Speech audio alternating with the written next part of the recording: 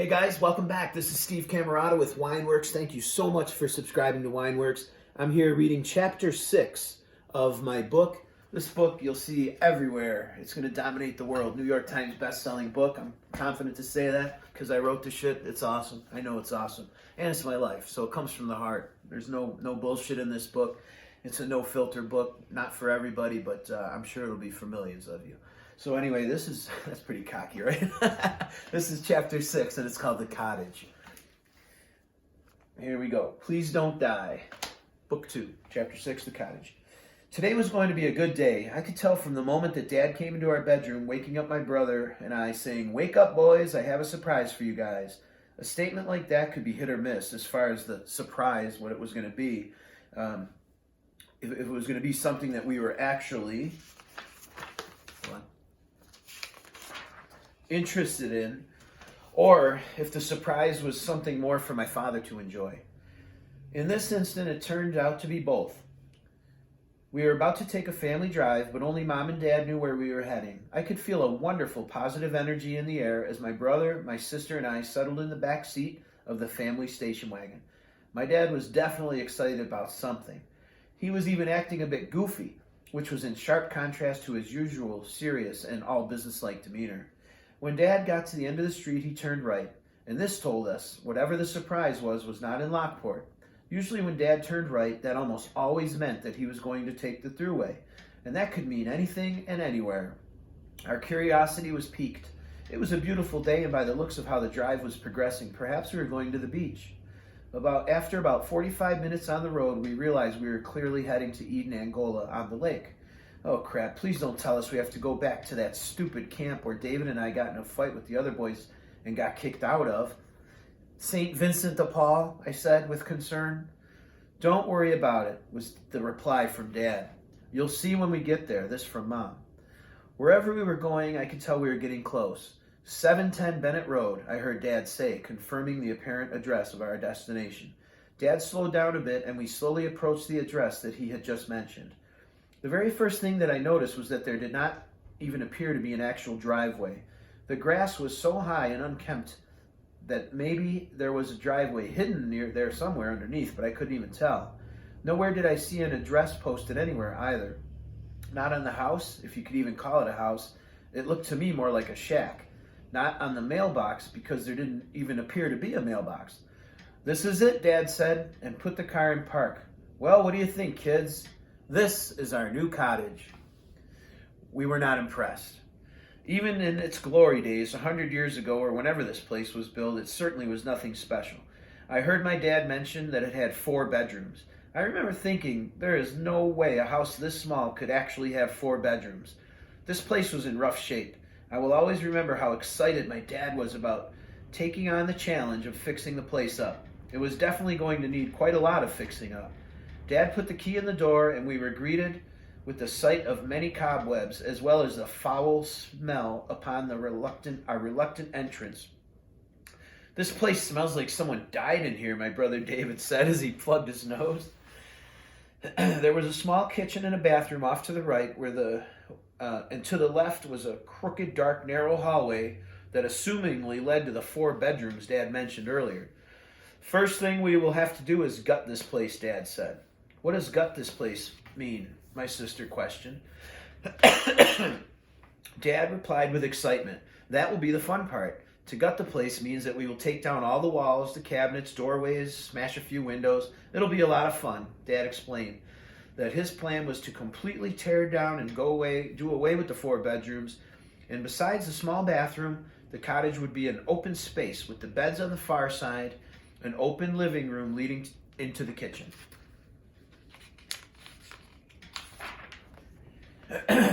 The renovation project that was to follow in the weeks and months to come was super fun. Never in my life had my father actually handed me a sledgehammer and said, go down and knock a few walls. This was a first, and assumingly the last time that something as epic as this would ever happen in my life, so I took full advantage. I smashed the shit out of everything in sight. We all did, and we had the time of our life doing it. Slowly but surely, the cottage began to take shape and started to feel more like a home. It was our little getaway, and we were always looked forward to taking a trip out to Angola. Oftentimes, my brother and sister and I would walk down to the Bennett Beach for a few hours of swimming and playing in the sand. The beach was so cool. It had huge sand dunes with a rope swing as well. Lots of secret paths through the trees that led to the beach. Every day was a new adventure. We especially liked going to the beach on super windy days when the waves in the lake were super big and crazy. We would body surf the waves for hours, seeing who could propel themselves the furthest. I was the master at it, just like my dad, who had taught me how to do it. It's all about the timing, he would tell me. You have to swim towards the shore right in front of the wave, feel it under you, and swim hard right as it's about to break. Taking my father's advice, I practiced the technique until I had it down. If you did it right, it would shoot you out towards the beach like a rocket. It was seriously amazing. My dad picked up a cheap lawnmower from garage sale, and he would cut the grass at the cottage twice a week. He would cut the grass on the weekends, and that we would spend our time there. The kids played at the beach, and he would go by himself sometimes during the week to get it done. My dad enjoyed cutting the grass so much that he would never let anybody else do it. I'm the same way today, actually. My kids ask if they can help me with the grass, and I politely thank them for their offer, but I prefer to do it myself. It gives me peace, and I'm sure that it did for my dad as well. Some of my fondest cottage memories and getting the special chance to go with my dad to the cottage during the week, just he and I together. I love spending alone time with my dad. The ride to the cottage was around an hour or so, and traditionally I would talk my dad's ear off, asking several questions about whatever popped into my head. Did you know that when you get too close to the sun, you would melt? I told him once. What do you mean? You would melt. You wouldn't melt if you would completely disintegrate, he would sharply answer back. The topic turned out to be a lifelong argument between my father and I, and it was rather silly. It was a situation where each of us was confident in our knowledge and each refused to see it any other way. Sometimes the conversation would go all the way to the cottage. First of all, Stephen, it's literally impossible to get that close to the sun in the first place, he would randomly utter after a brief silence. But if you were able to get that close, the first thing that would happen technically is that your skin would melt right off your body, I would always reply. Still to this day, I can see in my mind's eye my dad cutting the grass in his standard V-neck white t-shirt with a pair of plaid shorts and long black dress socks. He would go to the cottage straight from work, take off his tie and jacket, throw on a pair of shorts, and he was good to go. In my mind, I could smell the gasoline as he filled the tank, and I could smell the scent of this freshly cut grass. I love my dad so much. On one occasion, Dad asked me to accompany him to the lumber yard. As he loaded the lumber in the back of his truck, he explained that he was going to make a cool bunk bed for my brother David and I. I enjoyed watching him create things like that, and I tried to help out the best I could. He used the leftover lumber to make a tree fort for us in the backyard, and it was very special to me, and I went up there with my brother all the time. Even as we grew older, the fort was built so solid that we used it for years and years to come. Even into our teenage years, when we would sneak a few beers up there and try not to get caught. My dad was not a huge beer drinker at all, and he cared less about quality, but more about the price. At the time, the best value, my dad said, was Peel's. Peel's Genuine Draft. He kept a case in the refrigerator and would maybe have one beer mixed with tomato juice after he cut the grass. As we got older, our thirst for Dad's beer grew stronger. Or shall I say, my thirst for Dad's beer grew stronger. I tried to fool him by moving all the cans forward in the refrigerator so he wouldn't notice the missing cans. And if he did, I would conveniently blame the discrepancy on my older brother David, who actually hated the taste of beer and didn't even drink them in the first place at all. Next door to our cottage lived a really old Polish couple with very long last name that we could never remember or pronounce. My dad said that it was okay if we just called them Mr. and Mrs. Ski. They were very nice people. My dad would enjoy surprising them when they were not around by cutting their grass. Doing this was a win-win for Dad because not only did he enjoy helping others, but he genuinely enjoyed cutting the grass as well. In turn, Mr. and Mrs. Ski would keep a watchful eye on our cottage when we were home in Lockport. The Skis lived right next to us, and directly to the left was an apartment building with around 10 or so apartments. To the right of that apartment was a fancy restaurant called the Shoreline Manor. They had a huge freshly paved lot, and when it was empty before the restaurant opened, I would ride my skateboard there. Down the street from the restaurant and close to the beach was a less formal restaurant that we would frequent called Pepper's. Dad liked it there and so did we. I remember going there one day with my brother on our walk home from the beach. I don't remember what David ordered, but I clearly remember ordering a large order of curly-Q French fries for the very first time ever and eating the entire thing all by myself without sharing with my brother. My dad used to put vinegar on his French fries, and both my brother and I thought it was absolutely disgusting to do this. On this day, just to be a dick, because that's what brothers do, I doused the remaining half of my fries with vinegar just so my brother would stop asking me to share. I hated the taste, but I pretended to enjoy them as I forced down every last bite. About halfway home, and to my brother's enjoyment, I puked my brains out all over the street. I remember that moment like it was yesterday, and I can tell you now, with 100% confidence, that to this very day, I have never again tried curly-Q French fries. That was my first and last time. Once we were back home in Lockport, Dad got a very concerning phone call from our neighbors next door, the Skis. Mr. Ski had informed my dad that the cottage was broken into and vandalized. As you can imagine, my dad was very shocked and upset. He immediately stopped what he was doing, canceled his plans for the day, and he headed straight to the cottage. He wasn't sure what to expect, and he thought it was best that he went there alone. Even though my brother and I were expressed interest in going, he still said no. Upon arriving at the cottage, the first thing my father noticed was that the front door was open. It appeared to be kicked in or forced open, as the deadbolt was hanging down in the splintered frame. He noticed there were several broken windows, and the door to the refrigerator was left open, and all the food was spoiled. The strange things that my father later pointed out was that all of his cans of Peel's Draft were still left untouched and lined up and positioned exactly as he had left them.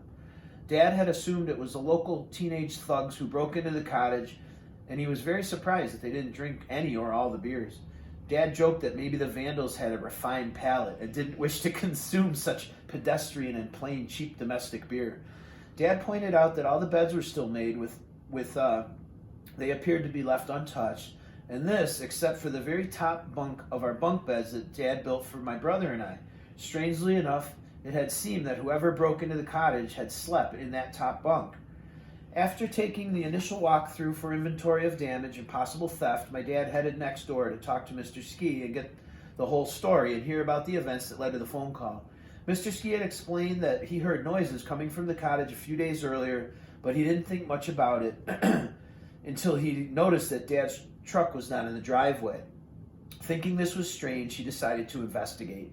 Upon his arrival, he took a quick look around but didn't see anything out of place or unusual.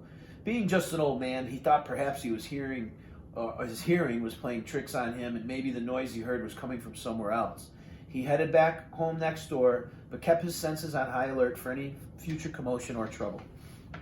The very next night, Mr. Ski noticed a light on in the cottage, and he knew that we were not there, so he went over there straight away. He probably should have called the police immediately, but decided not to. My dad was given Mr. and Mrs. Ski their own set of keys to the cottage just in case of emergency, but on this night, Mr. Ski did not have to use them because, to his surprise, the door was ajar and appeared to be damaged. As he carefully and silently made his way inside, he immediately noticed a young boy sound asleep in the top bunk underneath the covers. Mr. Ski recognized the boy. His name was Mark, and he lived next door to us in one of the apartments with his mom and his mom's abusive boyfriend. Mr. Ski explained to my father that he had a soft spot for the troubled youth, and he had watched him grow up from a very young age. He had even paid the boy $5 a week to cut their grass, and he told my dad that he did a good job doing it. He enjoyed the boy's company and felt that giving him the occasional odd job would keep the kid out of trouble or getting in with the wrong crowd. Instead of calling the police, Mr. Ski had a very serious talk with the boy and sent him home. He explained to Mark that the first thing in the morning he was going to call Mr. Cammarata and inform him the bad news that Mark would surely have to face the consequences of his actions, whatever Mr. Cammarata had determined those consequences to be. The boy was scared. Lucky for Mark, my father was a reasonable man, and rather than press any charges or involve the police, my dad went with Mark and Mr. Ski next door to Mark's apartment and spoke with his mother and explained the situation. And they came up with a proposal that Mark would help repair all the damage that he had done, and that for the rest of the summer he would spend time at the cottage helping my father out with odd jobs and chores, that would keep the boy busy and out of any further trouble. The boy's mother agreed, and much to the surprise of everyone involved, an unlikely and lifelong friendship was formed. My father never really talked much about the phone call from Mr. Ski. We all knew the cottage had been broken into and that it was vandalized, but to what degree we never really knew.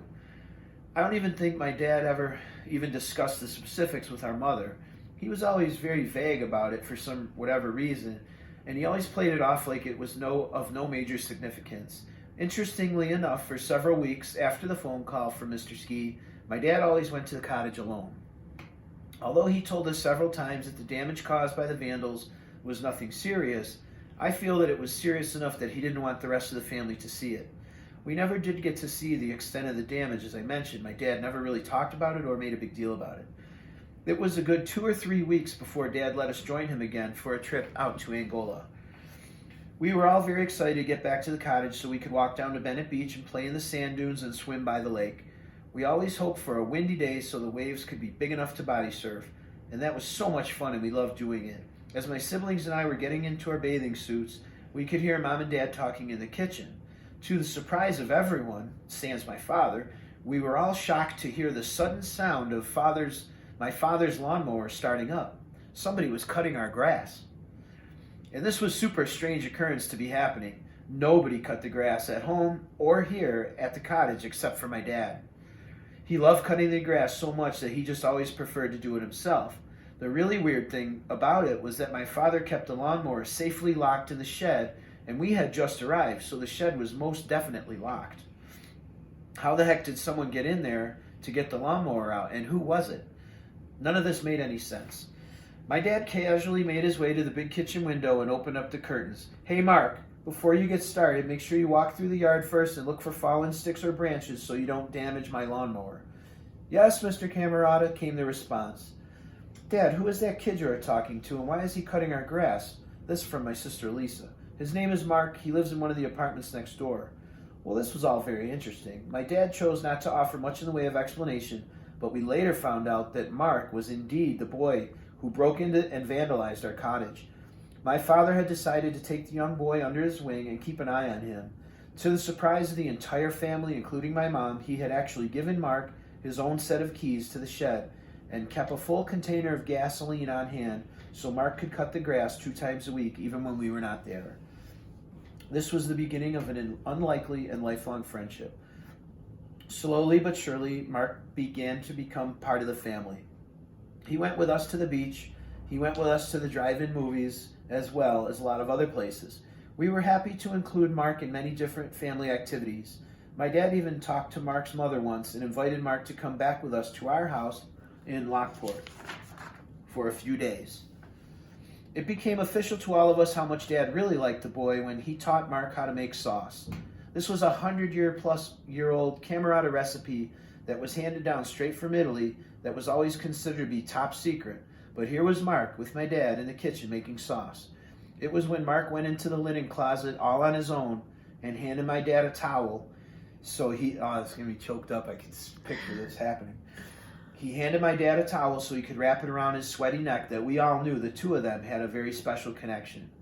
Eventually, Mark had graduated from high school and went on to college, and we saw less and less of him, but he and my dad always kept in touch. They would write letters to each other, and sometimes my dad would send him a care package or in the mail or a few bucks to surprise him. I am honored to have such a loving and patient dad who took time to get to know Mark and let him make up for his wrongdoings without taking the easy road and simply calling the police and having him arrested. I strongly believe with 100% certainty that my dad's unwavering kindness blessed Mark in many ways and positively shaped the course of the young boy's life for the better. Good job, Dad. We love you always and forever. As I got older, this is a really long chapter, I'm just realizing. Is your arm okay? How you guys doing? You still with me? As I got older, I went to the cottage and less with my family. I would, however, sneak there with my friends when I knew my family would not be there.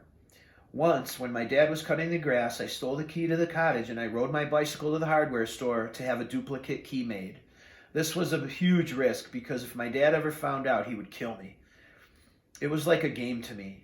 When I would go with friends, I would I would have to make sure that everything was left exactly as we found it so Dad would never know we were there. And this went on for some time with a few close calls here and there, but never with me actually ever getting caught. One of the closest calls I remember with absolute clarity. I had spent the night at the cottage with my girlfriend at the time. Her name was Renee. She and I got drunk and had sex on my parents' bed. It wasn't out of disrespect that we chose my parents' bed, but it was just because it was the most comfortable and the largest bed in the place. I had used a condom, and when we were finished, I was too lazy to get out of bed, and I made the mistake of leaving the used condom hanging from the bedpost right behind my head where I was sure not to forget it. Unfortunately, I did forget it, and we left the cottage with a disgusting used condom casually draped from my parents' bedpost. When I was cleaning up, I saw some used napkins and the open condom wrapper on the nightstand and carefully cleaned all that mess. But as for the actual condom, I had just assumed Renee took care of that because when she went into the bathroom to get cleaned up before bed, but boy was I wrong. I dropped Renee off at her home in Amherst as I made my way back home to Lockport. Once I was alone, I began reflecting on what a sexy girlfriend I was so lucky to have and what an amazing time we had just experienced together, and that's when it hit me. Oh crap, the condom. I thought immediately. Now keep in mind, this was a long time before we had cell phones, so I had no choice but to wait until I arrived back home to call Renee to double check that she took care of the condom.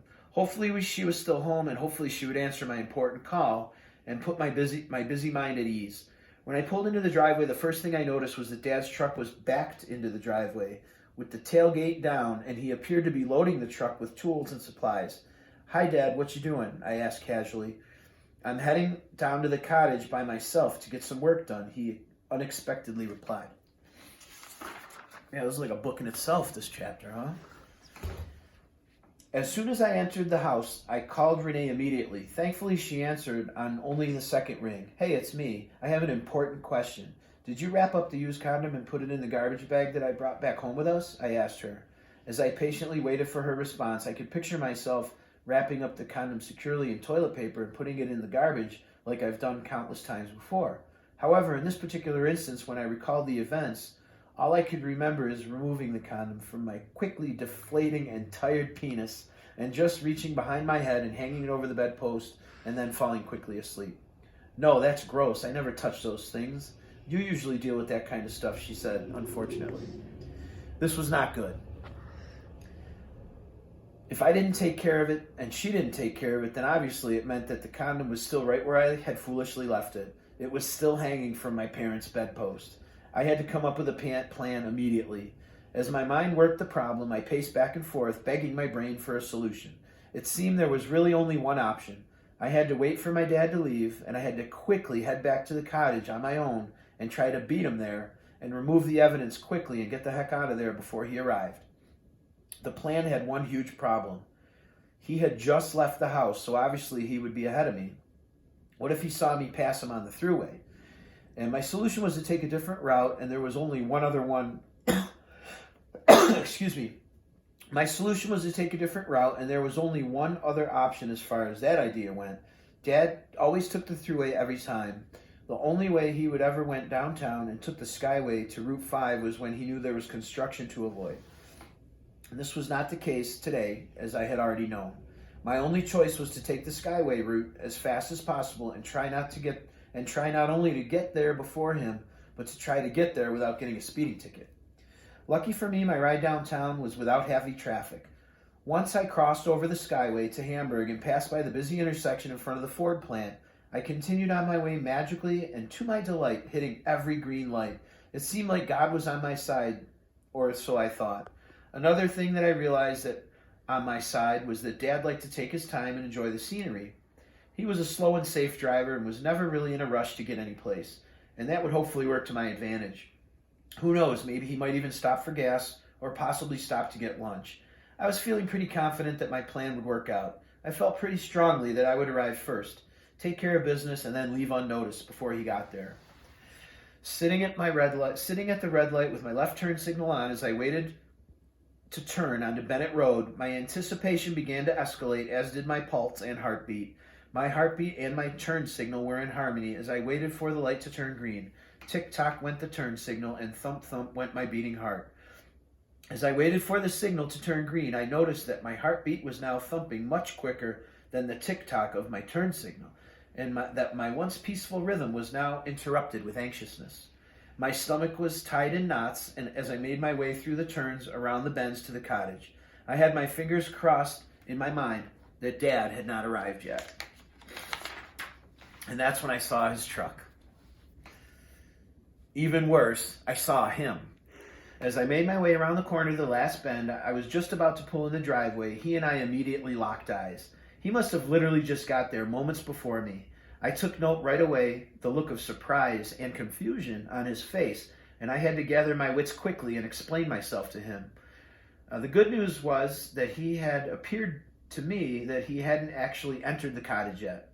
"Surprise, Dad," I said cheerfully and casually with a smile. "Stephen, what the heck are you doing here? If you wanted to come with me to the cottage, why didn't you just say so and you could have driven with me?"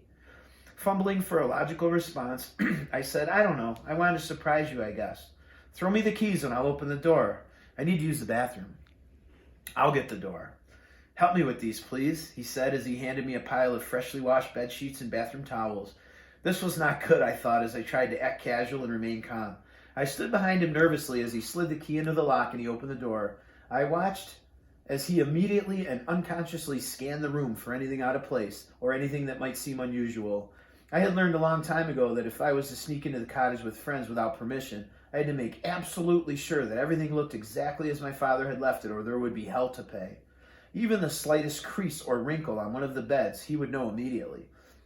A picture not perfectly straight, a light accidentally left on, a window left slightly open. These were all scenarios that I had to consciously make sure never played out. A used condom hanging from my parents' bed was not exactly something I had ever imagined happening, but it was happening right now. Except for the bathroom and the kitchen, our cottage was basically one big open room. As I stood behind my father, I could see the condom right away. I gulped so loud, I'm surprised that he didn't even hear it. How could he not see that? I thought to myself. Dad took a quick right and headed to the kitchen, where his first instincts were to go to the refrigerator. I assumed he was going to check that it was still operating properly and that all the beverages were accounted for. The second he veered for the kitchen, I without hesitation went for the bed and grabbed the used condom and put it in my back pocket. Holy shit, that was a close one. I cannot in my life imagine what my father would have thought, done, or said if he found the used condom before I did.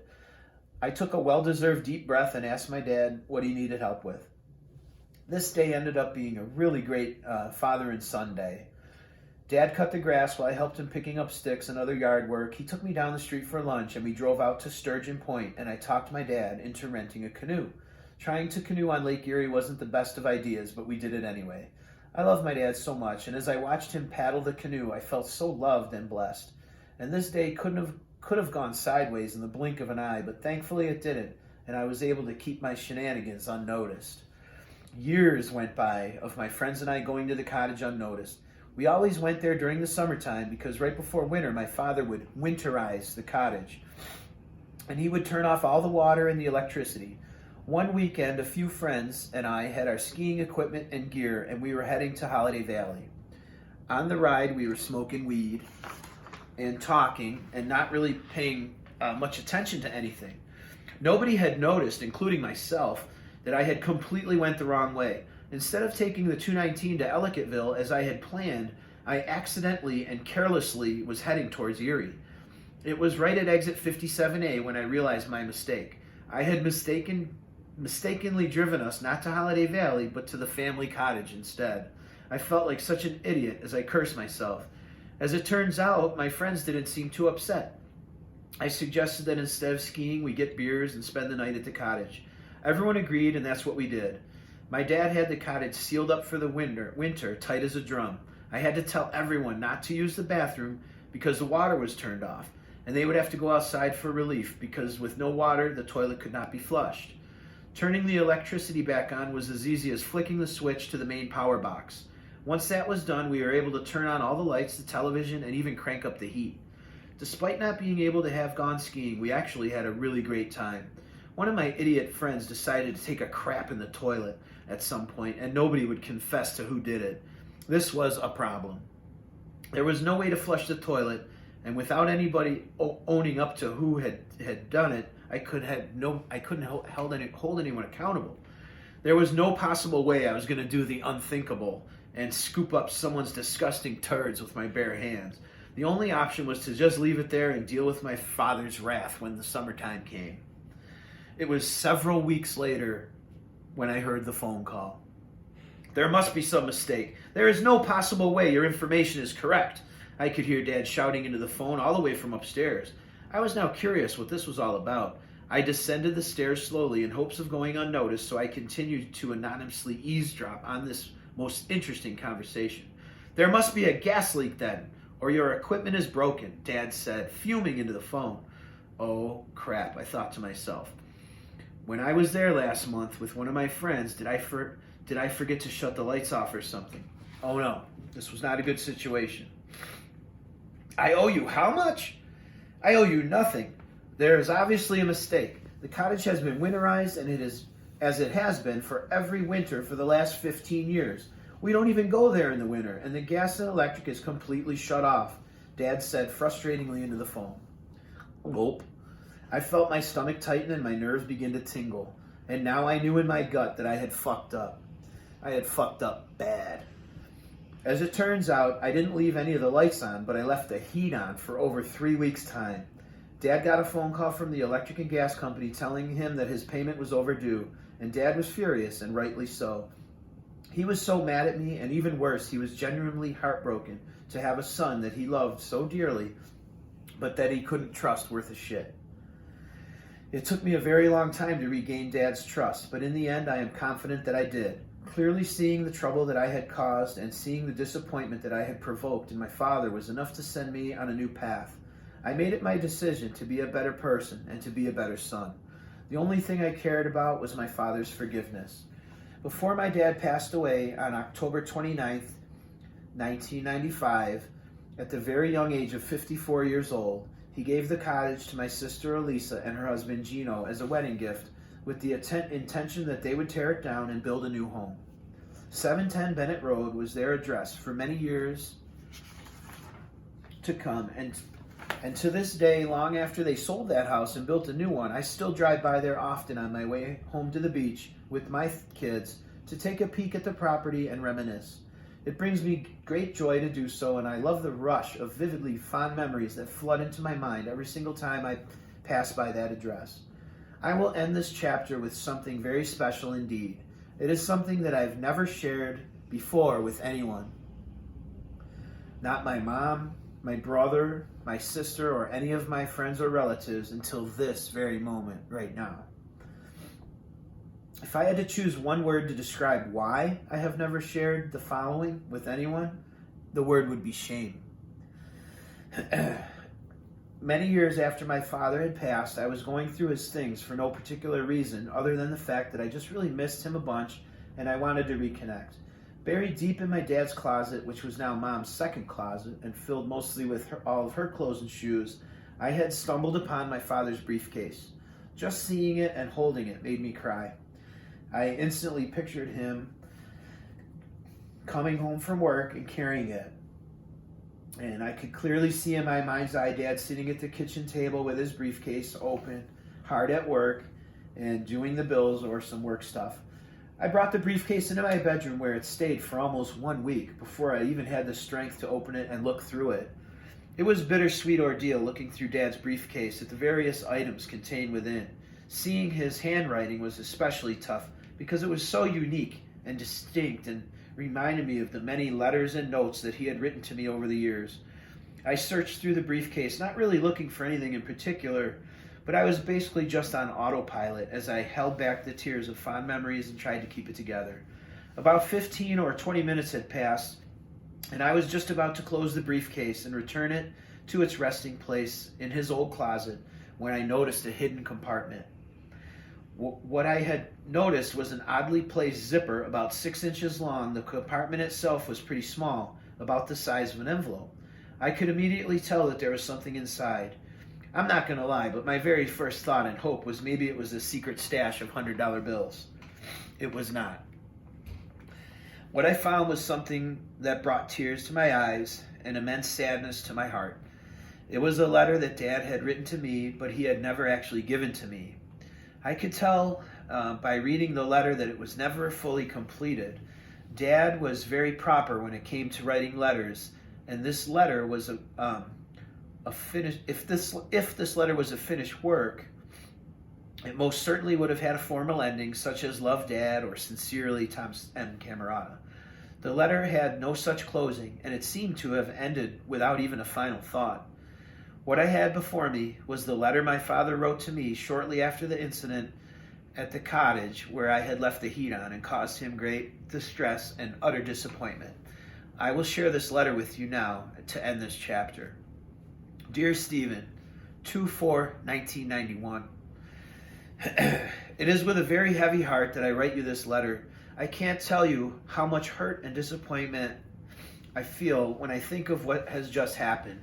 This latest episode in the continuous saga of you, your friends, and what your actions have cost this family. The worst thing of all is the fact that trust is now gone.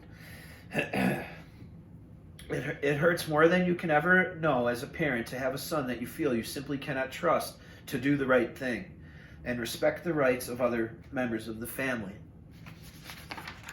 Everything we have, everything we do, and the little extras we have always been glad to share with our children. Certain things like the cottage are off limits for good reason. I cannot trust the fact that you and your friends will follow the rules as far as drinking, pot, and etc. All of your friends are underage. You are underage. No matter how mature you think you are, I can't take the responsibility for your lack of good judgment. You had no right to use our cottage without permission. It's the second time that you got caught doing the same thing. When someone tells you no, you think of only yourself and you do what you want and hope you don't get caught. And as usual, it's at our expense. Just for your general information, enclosed are the gas bills for the cottage in yellow. On page marked number 1 is the charge before you came home. $2.65 is the normal charge every month over the winter. Current charges are of $70.39 is from after you were there. I called the gas bill company thinking there was a leak. They took another reading and my next bill came, number 2, was for $90.06. They said there was no mistake. I had to take a trip to the cottage to have the gas meter checked. Naturally, when I got there, I found the heat switch on. No leaks, no defects, just the heat left on. The next day, I got bill number 3 for $167, which I had to pay immediately or they would disconnect gas service. The serviceman told me that I was going to get another bill for about $50 more since the last meter reading was taken. $167 plus $50 equals $217.